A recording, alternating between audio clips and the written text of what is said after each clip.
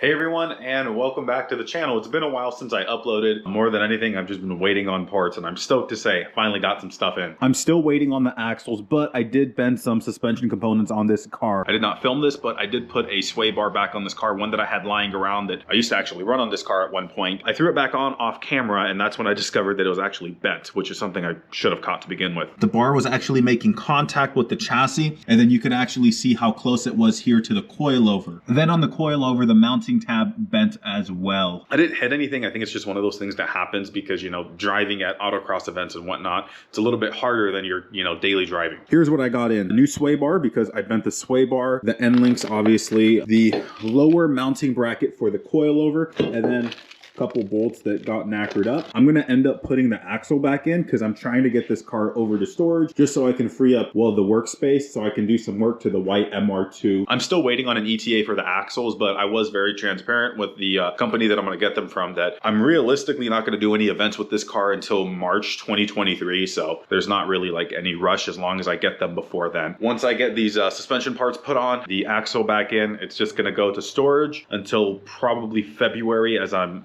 hoping that's when I'll have the axles. My plan is to start off on the easier stuff first. So I'm going to put the lower bracket back on, put the axle back in.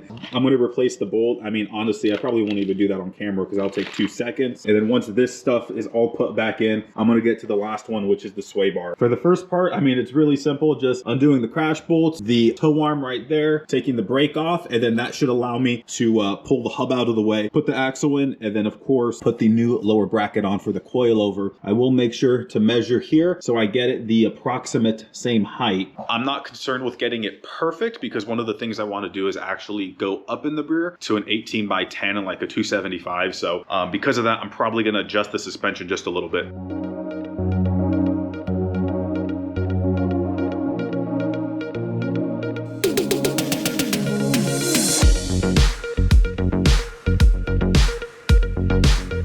Everything came out relatively easy. It took only about 15 minutes. Actually, the longest part of it was just unscrewing the lower mount for the coilover. So here's the old one, and where it bent was actually at the mounting tab for the end link. If you look at the new one, I mean, they're obviously identical. The difference is this one's straight. One thing that does concern me is if this will happen again, because if you look at the thickness there, it's exactly the same. But what's odd is that I've never had it happen on any of the other cars, at least on the rear coilovers or the rear struts. I don't know if it was just like a mishap, bad luck or what, but if it happens again, I think what I'm going to do is look at potentially just reinforcing the end link mounting tab. Besides this, everything else looks straight like it should. I mean, it's obviously scraped and dinged, but that's because it's been getting used. Before I put that back on, the plan is to put the axle just because that gives me a little bit more room to work with.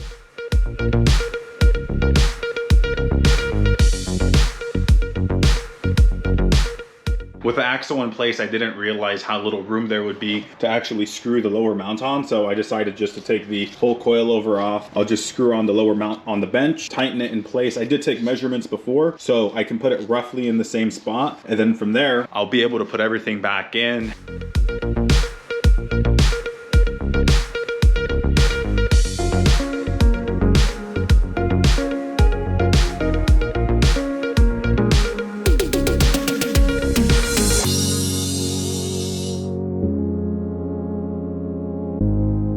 Well, everything went back together pretty smooth. Of course, I made sure to torque everything down as well. So what I'm gonna do next is I'm gonna put fluid in the transmission.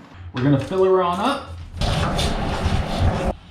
There's that. I got my long funnel. If anyone was curious what I'm using on this one, I'm using Pennzoil Synchro Mesh, mainly because that's what was recommended to me for this particular transmission. So it's worked well for the last couple years, no issues. Number 2, I believe it takes around 2. I don't exactly recall how many quarts it takes. I think it's 2-ish. I guess I was wrong. It looks like it's gonna take more than 2. I hope not more than 3 because this is all I got.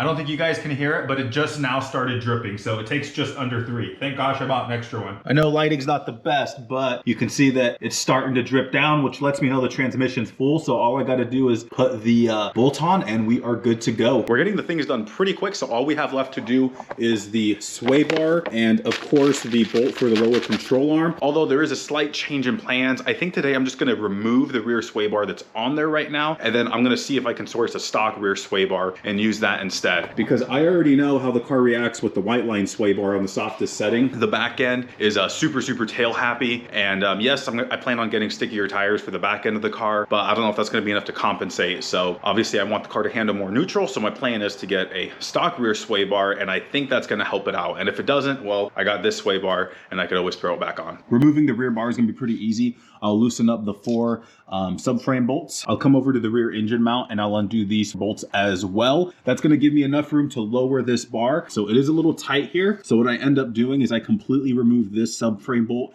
and that gives me access from the side to fully remove the bolt.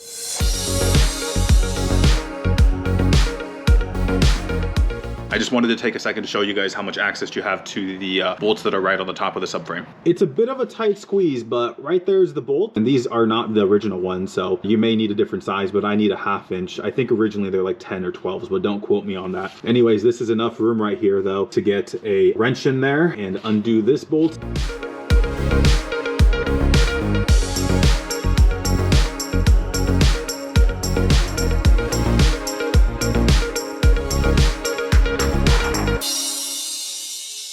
Off camera, I went ahead and put everything back together. I, torqued everything down, put the car on the ground, double checked all the fluids. So at this point, all I have to do is drive it down to storage. I'm driving the V6 MR2 right now over to the storage place, and I gotta tell you, this is insane. I forgot how it felt to drive this car.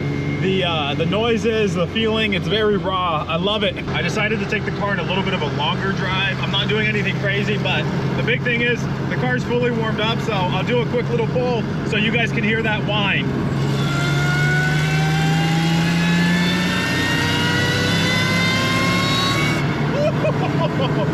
Man, that supercharger whine is freaking intoxicating. For the record, I didn't even go all the way up. I only took it to like 4,500.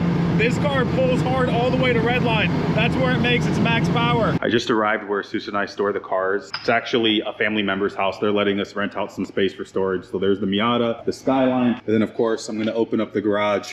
And right there's my MR2 sitting outside. This thing was a freaking blast to drive. Oh man, I can't wait to get the axles, tires. This thing's gonna be freaking awesome. Just in case anyone was curious, as I was driving this car on takeoff, I could actually hear the axles clinking and clacking. They're definitely on their last leg, but this is where she's gonna sit probably till February until I have the axles, the tires, the wheels that I plan on getting for this thing. The sway bar shouldn't be too much of a hassle to source one. Here's Jesus's Miata. She's just sitting here working really good. And then of course the Skyline. This thing's just chilling here. Jesus is acquiring parts little by little. Yeah, this thing's definitely gonna be a long-term project. Anyways, other than that, I don't got really much else for this video. Just wanted to give you guys, man, ooh, that sun's bright. Just wanted to give you guys a little peek at the other cars and where they've been at recently. And with that, thanks for watching, guys. I'll see you in the next video.